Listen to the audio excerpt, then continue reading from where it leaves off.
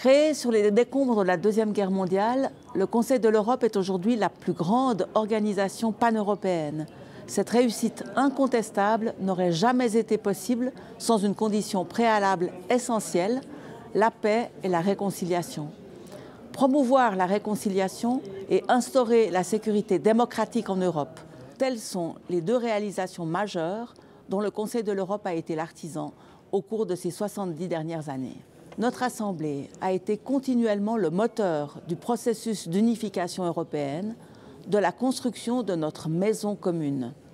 Nous avons contribué à bâtir les fondations solides de cet édifice en lançant des idées innovantes et en inspirant l'élaboration de plusieurs de nos conventions, dont la Convention européenne des droits de l'homme.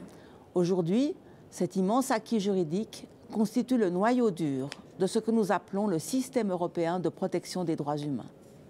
Nous avons inlassablement contribué à maintenir notre maison commune en ordre.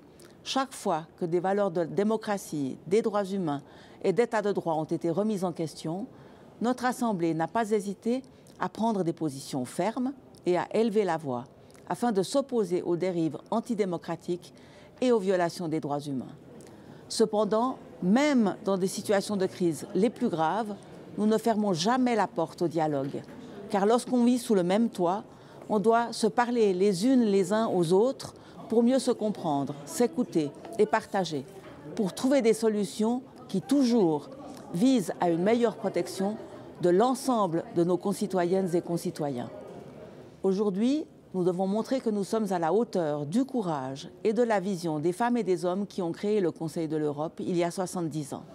Fort de notre cadre normatif unique, nous avons également une opportunité unique de relever de nouveaux défis, comme par exemple l'intelligence artificielle ou la bioéthique. Nous devons promouvoir une approche sensible aux droits humains afin de faire en sorte que les 830 millions d'Européennes et d'Européens continuent de bénéficier de la plus haute protection de leurs droits humains. Nous devons continuer, toutes et tous, à défendre ensemble la paix par le droit et le dialogue, afin de garantir que nos concitoyennes et concitoyens puissent continuer à vivre dans une Europe de paix, de démocratie, d'état de droit, d'égalité et de justice sociale pour les prochaines 70 années et les nombreuses générations à venir.